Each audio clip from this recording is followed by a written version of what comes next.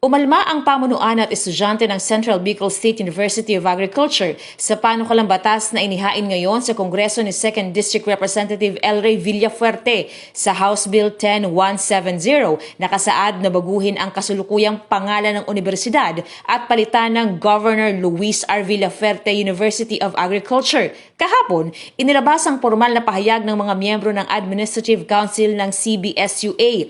Ayon dito, kinikilala nila ang mga naging kontribusyon ni dating Governor at Congressman Luis R. Villafuerte, pero hindi raw kailangang solohin ito ang mga nagawa ng iba pang bumuo rin ng pangalan ng CBSUA. Haloy-haloy ng maray.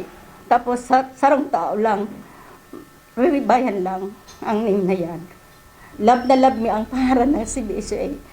Ilan din sa mga estudyante ng CBSUA ang umaapila na huwag palitan ang pangalan ng kanilang universidad. Pabor pa din po kami sa kung ano, so inabutan mi po. Habo po, dahil po talaga.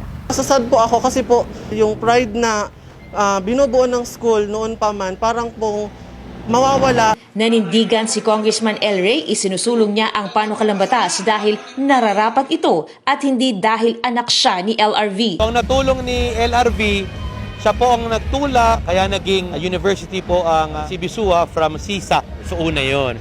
Pangalawa, siya ng governor siya, ang may-ari ng lupa ng CBSUA, provincial government. So siya ang nag-aayos niyan. Pangatlo, bago po siya nag-pass away, siya po ang member of the board of ng CBSUA. So active po siya. Pang-apat, siya po ang longest serving governor sa Kamsur. Pang-lima, siya lang po ang 3-term congressman sa 3rd District kung saan po ang CBSUA. So yan ang qualification. Aprobado rin ng komite sa Kamara ang panukalang batas ayon sa kongresista at ginagamit lamang daw ito ngayon sa politika. Sa akin, give respect to a person who deserves respect. Kumpiyansa si Villafuerte, mas marami pa rin ang sumusuporta sa nasabing panukala. Kung kontra sila, respetado ko. Na-approve yan sa committee sa Congress, di maglaban na lang sa Congress, di ba? Magpadala sila ng kung ano-anong petition, pero kung nga rin, signature campaign, rally, wala naman problema, pwede rin naman kami mag-rally, di ba?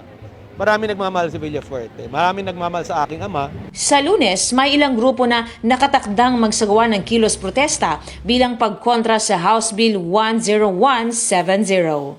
May Dimaano, Kamsur News.